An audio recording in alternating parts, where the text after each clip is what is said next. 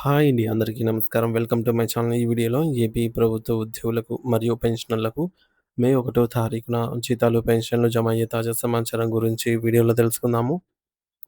Video అయితే ఎక్కడే గాని స్కిప్ చేయకుండా ఎండ్ వరకు చూస్తే ఇన్నప్పుడు ఇన్ఫర్మేషన్ పూర్తిగా అర్థమవుతుంది. అలాగే వీడియో చూస్తున్న ప్రతి ఒక్కరు వీడియోకి అయితే లైక్ చేయండి ఫ్రెండ్స్. ఈ వీడియోని తోటి ఉద్యోగ పెన్షన్ మిత్రులతో అయితే షేర్ చేయండి. కొత్తగా మన ఛానల్ చూస్తున్న వారు ఇంకా ఎవరైనా సబ్స్క్రైబ్ చేసుకోకపోతే వెంటనే మన ఛానల్ అయితే సబ్స్క్రైబ్ చేసుకోండి. సబ్స్క్రైబ్ చేసుకోవడం వల్ల నేను చేసే ప్రతి ఒక్క వీడియో మీ వరకు రీచ్ అవుతుంది. ఇక ఆలస్యం చేయకుండా వివరాల్లోకైతే వెళ్ళిపోదాము.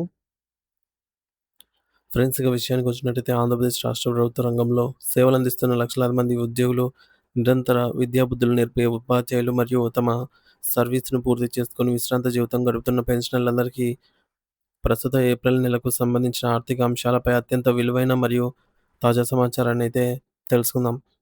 రాష్ట్ర వ్యాప్తంగా ప్రతి నెలాఖరున ఉద్యోగ, ఉపాధ్యాయ, కార్మికులు ఎదురుచూసే అత్యంత ముఖ్యమైన విషయం వారి జీతాలు మరియు పెన్షన్ల చెల్లింపుల ప్రక్రియ. కాబట్టి ఈ ప్రక్రియ ప్రస్తుతం ఏ స్థితిలో ఉందో తెలుసుకోవడం ప్రతి ఒక్కరికి ఎంతో అవసరము.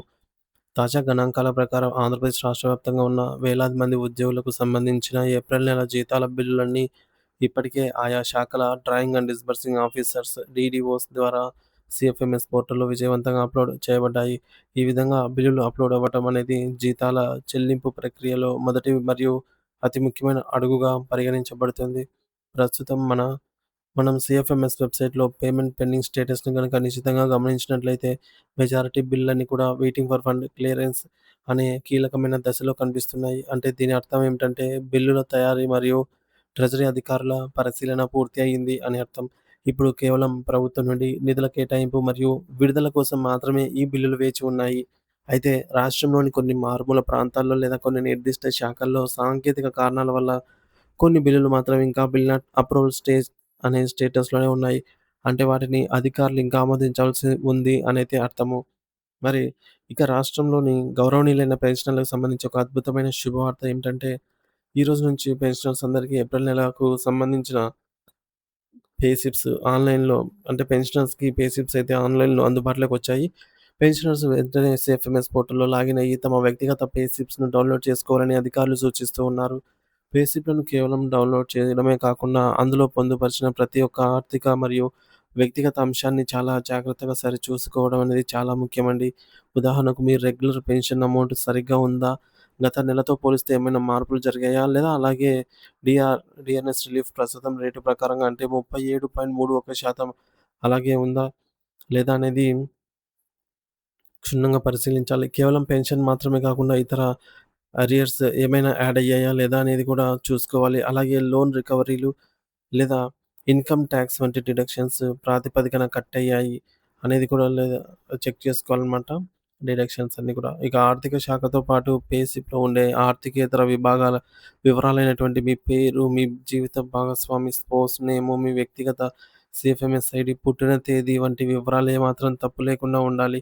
ఒకవేళ పొరపాటున మీ పే స్లిప్‌లో ఏమైనా తప్పు సమాచారం ఉంటే దాన్ని నిర్లక్ష్యం చేయకుండా వెంటనే సంబంధిత జిల్లా విద్యాశాఖ అధికారి డీఈఓ లేదా సబ్ ట్రెజరీ ఆఫీసర్ ఎస్‌టీఓ గారిని సంప్రదించి తగిన ఆధారాలతో రెక్టిఫై చేయించుకోవడం భవిష్యత్తులో ఎంతో మేలు చేస్తుంది.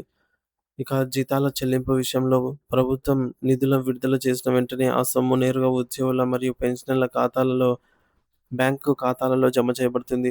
దీనికి సంబంధించిన సిస్టమ్ ఇప్పటికే అడ్వాన్స్‌డ్‌గా పే స్లిప్‌లను జనరేట్ చేసింది. కాబట్టి ఉద్యోగులు తమకు రాబోయే గ్రాస్ సాలరీ మరియు అన్ని కంటి తుడుపు అన్ని కటింగ్‌లు పోను చేతికొచ్చే నెట్ సాలరీ వివరాలను ముందే తెలుసుకునే అవకాశం ఉంది. సాధారణంగా నిధుల లభ్యత మరియు ప్రభుత్వ ప్రాధాన్యతలను బట్టి నెలాఖరులోపు లేదా వచ్చే నెల మొదటి తేదీ నాటికి అందరికీ ఖాతాల్లోనూ నగదు జమ అయ్యేలాగా అవకాశాలు స్పష్టంగా కనిపిస్తున్నాయి. అయితే డీఏ మరియు డీఆర్ బకాయిల కోసం వేచి చూస్తున్న వారికి కొంత సమయం పట్టేలా ఉంది. రాష్ట్ర ప్రభుత్వం విడుదల చేసిన జీవో నంబర్ 63 ప్రకారం పెన్షనర్లకు రావాల్సినటువంటి 10% డీఆర్ అరియర్స్ బిల్లులు ఇంకా సిస్టమ్‌లోనే పూర్తి స్థాయిలో ప్రాసెస్ కాలేదు. దీనికి ప్రధాన కారణం ఫైనాన్స్ డిపార్ట్‌మెంట్ నుంచి ఇంకా తుది ఫండ్ క్లియరెన్స్ ఉత్తర్వులు రాకపోవడమే. అయినప్పటికీ 2018 సంవత్సరానికి సంబంధించి డీఆర్ అరియర్స్ పెండింగ్‌లో ఉన్న సుమారు 34,500 మంది పెన్షనర్లకు ప్రభుత్వం ఒక తీపి కబురు అందించింది. వీరికి ఏప్రిల్ నెల పెన్షన్ పంపిణీ పూర్తయిన వెంటనే మే 1 తేదీ నుంచి ప్రత్యేక ప్రాధాన్యత కింద ఈ యొక్క పాత బకాయిలను చెల్లించేలాగా అధికారులు ప్రణాళికలైతే సిద్ధం చేశారు. మరో ముఖ్యమైన విషయం ఏమిటంటే సీఎఫ్ఎంఎస్ పోర్టల్‌లో మాస్టర్ డేటా సవరణ ప్రక్రియ. ఉద్యోగులు లేదా పెన్షనర్లు తమ ఇంటి పేరు, పుట్టిన తేదీ, సర్వీస్‌లో చేరిన తేదీ, అలాగే pan card, mobile number, GPF లేదా ప్రాన్ నంబర్‌లో ఏమైనా మార్పులు చేయాలనుకున్నట్లయితే ప్రభుత్వం నుండి ఇప్పుడు ఒక కఠినమైన మరియు పారదర్శకమైన విధానాన్ని అమలు చేస్తోంది.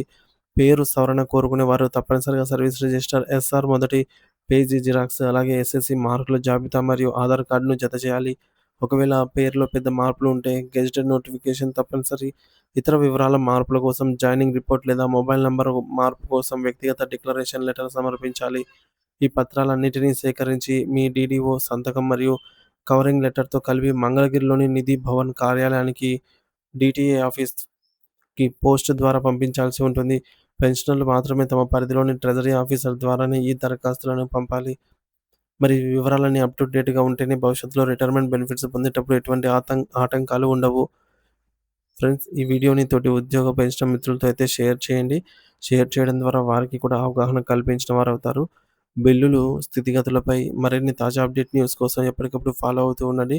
మన ఛానల్ సబ్స్క్రైబ్ చేసుకోండి. ఎందుకంటే మరో 2, 3 రోజుల్లో అంటే 30వ తేదీ సాయంత్రానికల్లా నిధులు ఈ కుబేర్‌కు చేరుకుంటేనే 1వ తేదీ నాటికి అందరికీ శుభవార్త అయితే అందుతుంది. అంటే జీతాలు, పెన్షన్‌లు జమ అవుతాయన్నమాట.